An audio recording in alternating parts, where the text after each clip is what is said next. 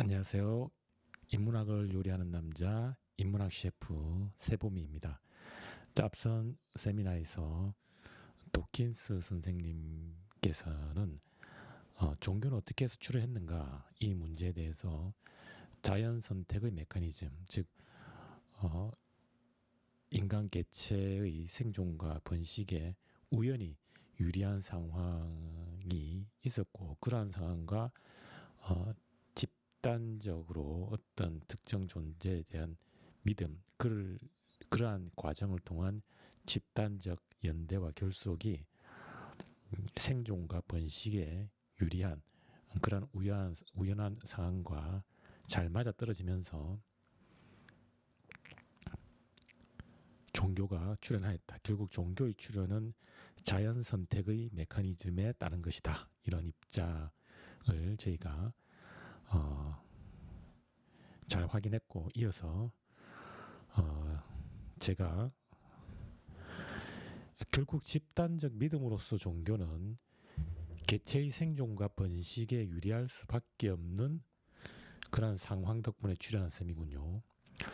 물론 그러한 상황은 우연히 주어진 것이고 이러한 맥락에서 출현한 종교가 어떻게 9.11 테러와 같이 인류에게 해악을 가하는 괴물로 돌변할 수 있나요? 모순 아닙니까?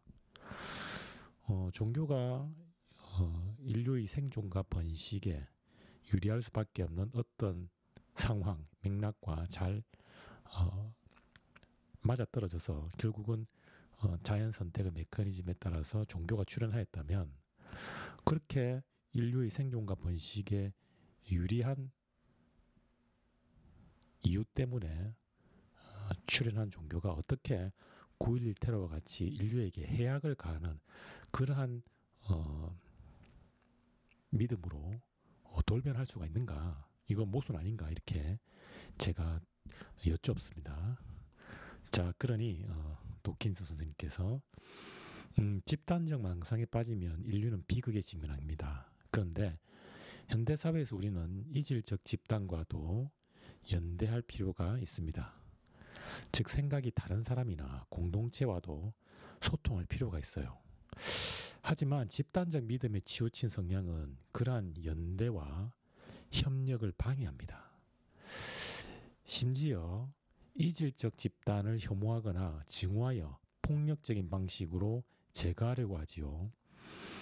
특히 집단적 믿음이 문화로 자리 잡는 순간 그 믿음은 사람들의 기억을 통해서 저장될 뿐만 아니라 세대를 거쳐서 복제됩니다.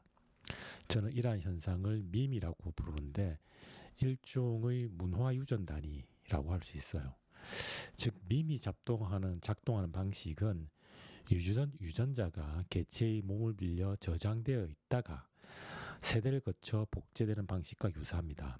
밈이 복제되어 전파되는 과정에서 인간의 비판적 사고는 개입할 여지가 없어요. 밈의 이러한 메커니즘으로 맹목적 믿음이 초래하는 해악이 만연하고 있지요.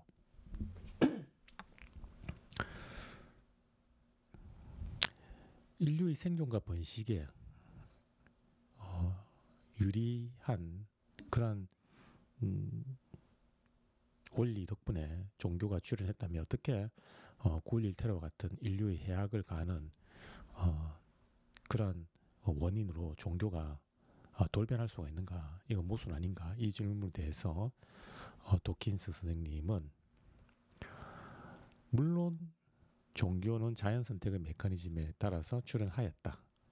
즉 인류라고 하는 개체의 이 번영에 어, 상당 부분 어, 유리한 측면이 있었기 때문에 분명히 종교는 출현할 수 있었다.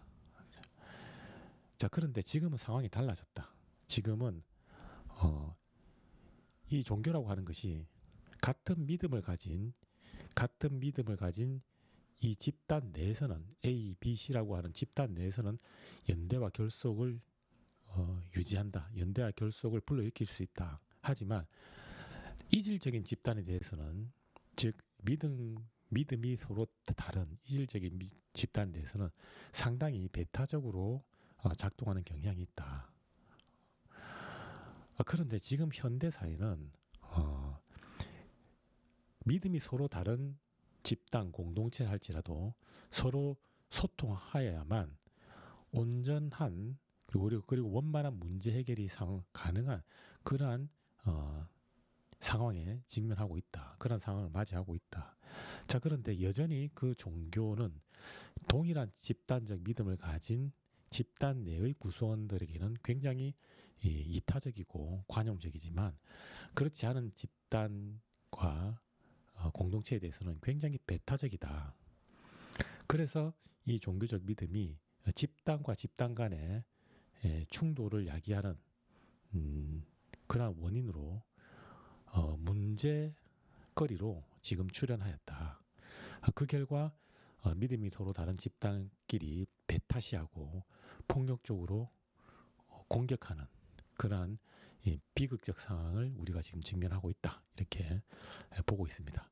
자, 이러한 믿음이라고 하는 것, 이 믿음이라고 하는 건 역시 유전자가 개체의 몸을 빌려서 생존, 번식하는 것처럼 믿음이라고 하는 것이 역시 인간과 인간들 사이에 기억이라고 하는 이 플랫폼, 기억이라고 하는 것을 이 토대로 해서 세대를 거쳐서 계속 유지되고 복제되어 시간과 공간을 넘어서 확장된다는 것입니다. 이것은 마치 유전자가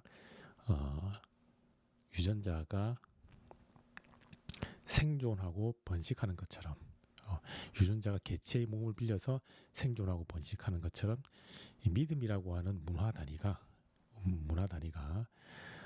인간의 기억을 통해서 시간과 공간을 넘어서 유지, 복제되기 때문에 마치 유전자의 작동 원리와 서로 통하는 부분이 있다. 그래서 도킨스 선생님께서는 그것을 밈이라고 부르고 일종의 문화 유전단이다, 컬처 겐이다 이렇게 보고 있습니다.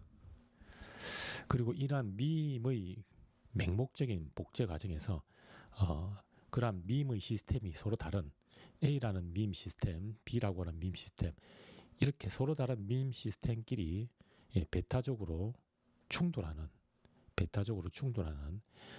이러한 상황이 발생하는데 그 결과 9.11 테러 같은 비극이 출현할 수 있다. 그래서 종교는 상당히 인류의 존엄성을 훼손하는 문제의 진원지일 수도 있다. 이렇게 도킨스 선생님은 평가를 하고 있습니다. 이어서 제가 마르크스, 프로이트, 도킨스 선생님은 인격신, 이 가스를 인격신을 믿는 종교를 집단적 망상으로 규정하고 있습니다. 그러면 기독교 집안인 철수 가족은 자신들을 집단적 망상에 빠진 정신 이상자로 인정해야 하지요. 그런데 과연 철수의 가족이 이러한 입장에 동의할 수 있을지 의문입니다. 오히려 자기 가족을 모욕하는 마르크스, 프로이트, 그리고 도킨스 선생님을 증오할지도 모릅니다. 유신론에 대한 무신론의 비판은 철수와 범위 사이의 원만한 관계를 오히려 망가뜨리고 있어요. 그렇다면 우리는 다른 대안을 찾을 필요가 있어 보입니다. 그래서 제가 무신론의 입장에 있는 진영이 아무리 논리적이고 합리적이고 과학적인 방식으로 유신론, 신에 대한 믿음을 부정한다 할지라도 그 유신론의 입장에서는 그러한 반론을 겸허하게 받아들이기보다는 오히려 혐오하고 증오할 수도 있다는 것입니다. 그러면 오히려 유신론과 무신론 사이에 전쟁, 갈등, 충돌은 심화될 수 있고 이에 따라서 철수와 보미 사이의 관계는 그 결실을 맺지 못할 수도 있다. 이런 문제가 있으니 그러한 과학적, 논리적 접근 말고 우리가 다른 대안을 좀 찾을 필요가 있지 않은가 이렇게 제가 문제를 제기하였습니다. 자, 여기에 대해서 볼테르 선생님께서 등장하셨습니다.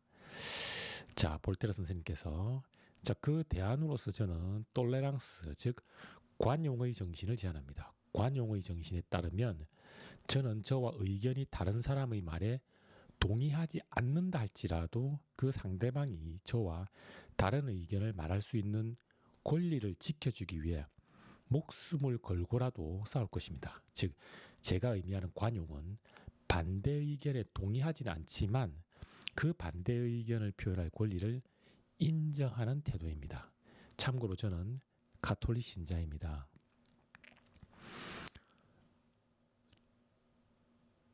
종교적 믿음 간의 충돌, 그리고 종교적 믿음을 긍정하는 입장과 부정하는 이러한 종교를 둘러싼 여러 가지 갈등과 분쟁, 여기에 대한 대안으로서 볼테르는 대안이 있는가? 여기에 대해서 대안이 있다. 그것은 무엇인가? 바로 관용의 정신, 즉 톨레랑스다. 그럼 톨레랑스가 무엇이냐? 당신이 말하는 관용은 어떤 의미이냐? 내가 말하는 관용은 그 사람의 말에 내가 동의하여 그 사람의 의견을 존중하는 것이 아니라 설령 내가 상대방, 나와 다른 의견에 동의하지 않는다 할지라도 그 사람이 나와 다른 의견을 얼마든지 표현할 수 있는 그 권리를 지켜주는 것, 그것이 내가 말하는 관용이고, 나는 그러한 권리를 지켜주기 위해서 목숨을 걸고라도 싸울 것이다. 그것이 내가 말하는 관용의 방향성이다. 이렇게 밝히고 있습니다. 여기에 대해서 제가 그러면 볼테르 선생님은 그 관용의 정신을 몸소 실천한 경험이 있으십니까? 이렇게 여쭈었습니다. 자, 그러니 볼테르 선생님께서 그 질문과 관련하여 억울하게 사형당한 칼라스의 이야기를 들려드리겠습니다. 칼라스에게는 안토니오라는 아들이 있었습니다. 안토니오는 열심히 공부한 끝에 변호사 시험에 합격합니다. 하지만 프랑스 사회는 안토니오에게 변호사 자격증을 주지 않지요. 당시 프랑스 사회는 개신교도를 박해하여 가톨릭을 믿지 않는 사람들이 의사, 변호사, 공무원 같은 상류층으로 진출하는 것을 철저히 막았습니다. 그래서 개신교 집안의 안토니오는 변호사 자격증 발부를 거부당하지요. 안토니오는 자신의 장래를 위해 가족의 반대를 무릅쓰고 가톨릭으로 개종을 합니다. 이 과정에서 아버지인 칼라스와 언쟁을 하게 되죠. 안토니오는 종교 때문에 자신의 앞길이 막혀 평생 막노동이나 하면서 살고 싶지 않다면서 아버지에게 반항합니다. 칼라스는 아들의 뜻을 만류할 수 없었어요. 그래서 칼라스는 개신교로 개종한 아들과 더 이상 한 집안에 살 수 없다며 강한 실망감을 드러냅니다. 이런 아버지의 실망감에 충격을 받은 안토니오는 결국은 목을 매 자살을 합니다. 자, 이런 비극적인 상황, 즉 당시 프랑스 사회, 즉 가톨릭이 주류를 이루던 프랑스 사회에서 개신교라고 하는 종교적 신념의 진영은 정당한 대우를 받을 수 없었던, 그래서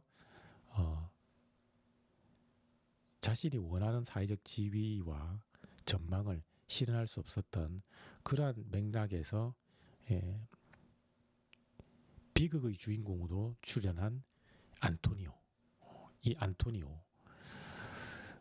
이 안토니오와 관련한 이 이벤트라기보다는 하나의 비극이죠. 안타까운 비극인데, 이러한 비극에 이 볼테르라고 하는 분이 직접 겪었고, 여기에 대해서 자기 나름대로 어떠한 대처 내지는 문제 해결을 위한 노력, 이런 것을 자기가 하겠다, 한 적이 있다. 자, 이렇게 밝히고 있습니다.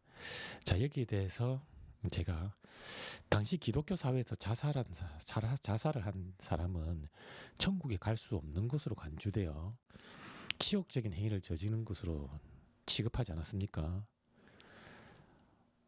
그러니 볼테르께서 맞습니다. 칼라스는 그래서 의사에게 부탁하여 아들의 시신을 심장마비로 처리합니다.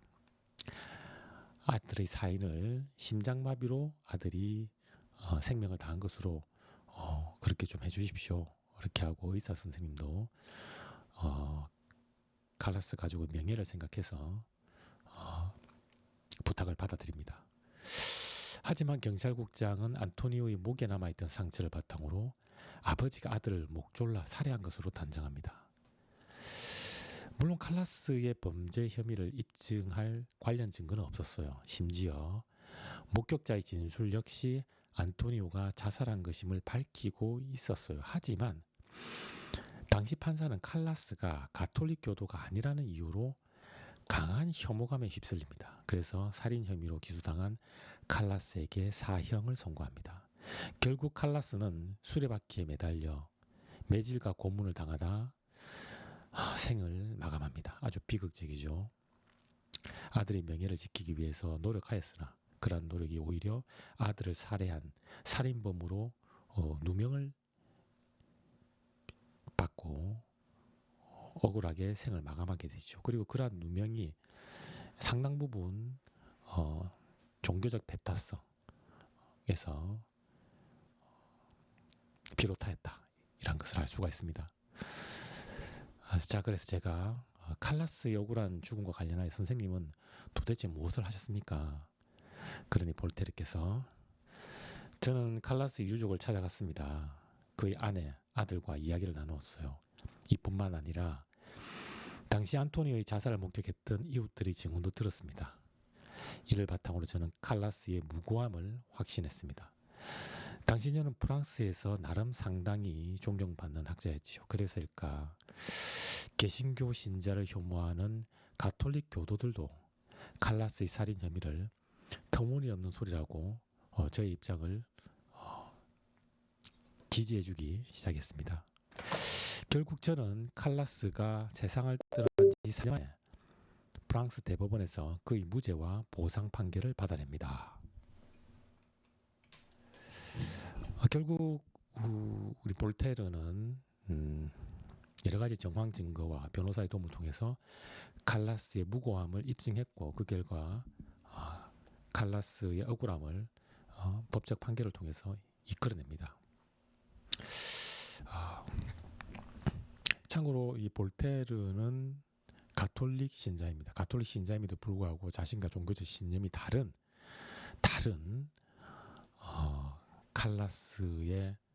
칼라스 가족의 명예를 억울함을 해소해 주는데 최선을 다했고 실제로 성과를 얻었지요. 자, 그러니 자신과 종교적 믿음이 다르다 할지라도 그러한 종교적 믿음이 다른 사람이 얼마든지 그러한 신념을 확보할 수 있도록 존중해주고 있다라고 하는 것을 알 수가 있어요. 결국 이것은 볼테르가 규정하는 관용, 즉 나와 의견이 같은 것이 아니라 다르다 할지라도 그 상대방이 그 다른 의견을 얼마든지 표현할 수 있는 권리를 목숨을 걸고라도 지켜주겠다고 하는 자신의 이 관용에 대한 자신의 입장을 실제 행동으로 실천으로 나타내고 있다 이렇게 평가할 수 있습니다.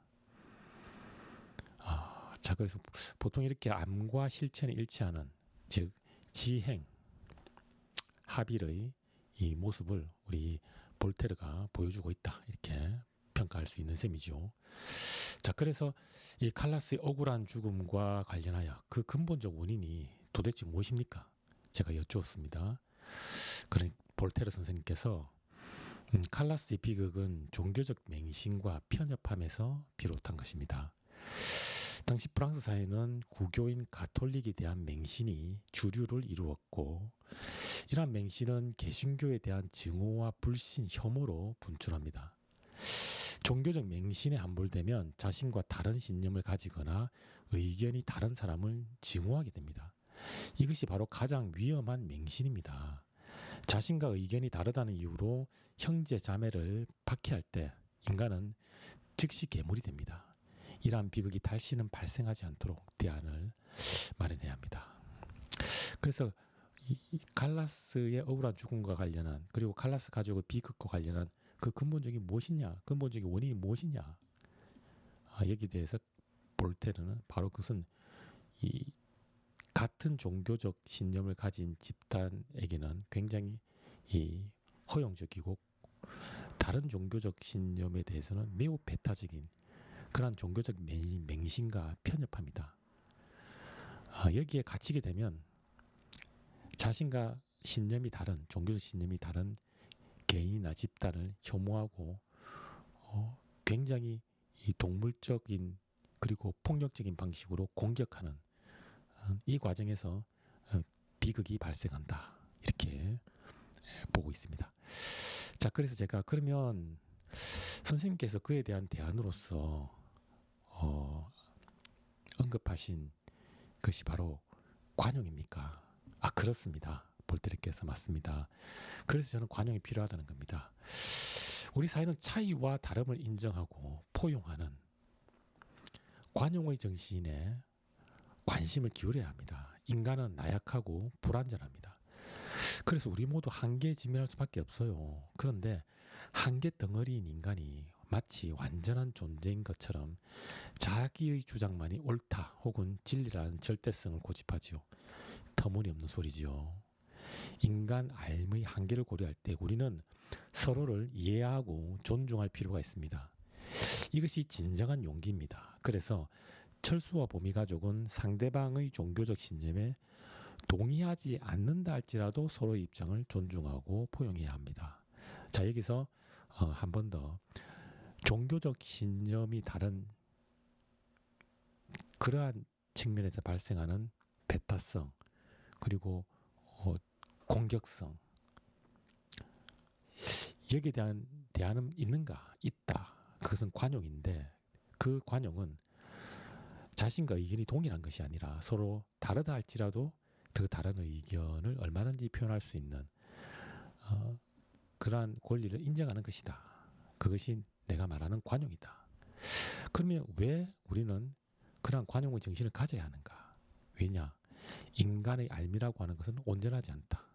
한계가 있다. 인간은 오류를 범할 수 있다. 그래서 설령 나의 믿음이 진리라고 현재는 믿고 있지만 그것이 반드시 진리다라고 하는 그러한 과도한 확신을 가져서는 안 된다. 언제든지 내가 믿고 있는 이 진리에 대한 관점이 잘못될 수가 있다. 그리고 상대방의 이 종교적 진리에 대한 관점이 옳을 수도 있다. 그러니 이러한 인간 삶의 한계 이러한 것을 열어두고 자신이 믿는 종교적 신념만을 절대적이라고 고집해서는 안 된다. 안 된다. 그래서 이 볼테르 선생님께서는 자신이 제안하는 관용의 근거가 바로 인간 삶의 불완전한 그러한 측면에서 뒷받침될 수 있다. 이렇게 의견을 제시하고 있습니다. 자, 그래서 이어서 제가 로커 선생님은 볼테르 선생님이 종교적 배타성과 편협함에 대한 대안으로 제시하신 그 관용에 동의하십니까? 동의하십니까?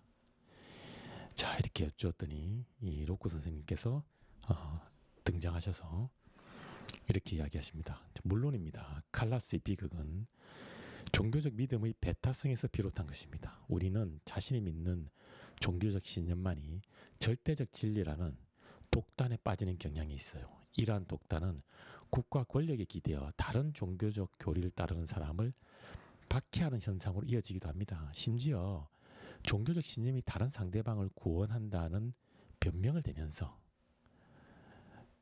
고문하고 무자비하게 학살하기도 합니다.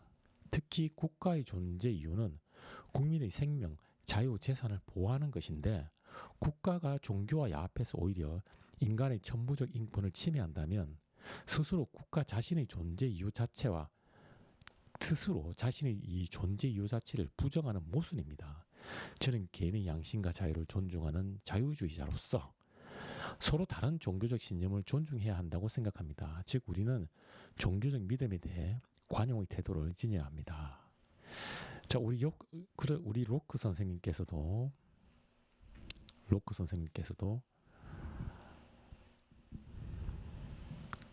종교적 믿음이 다른 개인, 집단에 대해서 관용을 해야 하는가?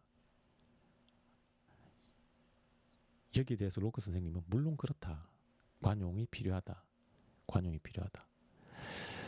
특히 이 종교적 믿음이 다른 개인이나 집단에 대해서 국가가 개입하여 그 국가 공동체와 다른 종교적 믿음을 가지고 있는 대상을, 개인을, 공동체를 고문하고 자비하고 학살하고 공격하는 것은 그것은 국가의 존재 이유 자체와 모순된다. 국가의 존재 이유가 무엇인가? 국가는 왜 존재하는가? 국가는 바로 생명, 자유, 재산권이라고 하는 이러한 개인의 이 천부인권, 태어날 때부터 태어나는 순간 즉시 부여되는 천부인권을 잘 지켜주기 위해서 국가가 존재하는데 오히려 종교적 신념이 다른 국가 내 공동체의 개인을 학살, 고문, 그리고 공격한다면 그것은 국가가 존재하는 이유, 즉 개인의 생명, 자유, 재산권을 보호하는 것이 국가의 존재 이유인데 이 존재 이유 자체와 정면으로 충돌한다. 모순이다. 그래서 스스로를 부정하는 이러한 모순에 빠지지 않기 위해서라도 우리는 국가가 개인의 종교적 신념에 개입하는 것은 옳지 않다, 적절하지 않다 이런 관점을 가지고 있습니다. 자, 그래서 제가 로크 선생님은 개인의 종교적 신념에 국가가 개입하면 안 된다는 입장이군요. 그렇다면 마르크스, 프로이드, 도킨스와 같은 무신론자의 신념에 대해서도 선생님은 관용을 베풀 수 있습니까? 자, 그러니 로크 선생님께서 그건 좀 곤란합니다. 그렇지 않습니다. 인격신인 하나님의 존재를 부정하는 무신론은 사회의 결속을 흔듭니다. 그래서 저는 무신론자의 자유까지 인정하기는 힘들어요. 관용의 범위와 관련하여 저는 신을 믿는 방식에 있어서 발생하는 차이를 존중하자는 입장입니다. 즉 가톨릭은 구교는 신교를, 신교는 구교를 존중하자는 것이지 신 자체를 부정하는 그러한 관점까지 존중하자는 그런 의미의 관용을 말하는 것은 아닙니다. 즉 관용의 범위를 무신론자에게까지 베푸는 것은 받아들이기 힘들어요. 즉 신 자체를 부정하는 입장까지 관용을 베푸는 것은 곤란합니다. 자, 그래서 관용의 범위에 한계가 있는가? 자, 여기에 대해서 로크 선생님은 한계가 있다. 그 한계는 무엇인가? 내가 말하는 관용은 신의 존재 자체까지 부정하는 무신론자에 대해서까지 관용을 허용하지는 않는다. 그것은 곤란하다. 이렇게 보고 있습니다. 자, 그래서 제가 그러면 신을 믿는 서로 다른 방식과 관련해서 로크 선생님께서 종교적 관용을 주장하는 그 근거가 도대체 무엇입니까? 이렇게 여쭈었습니다.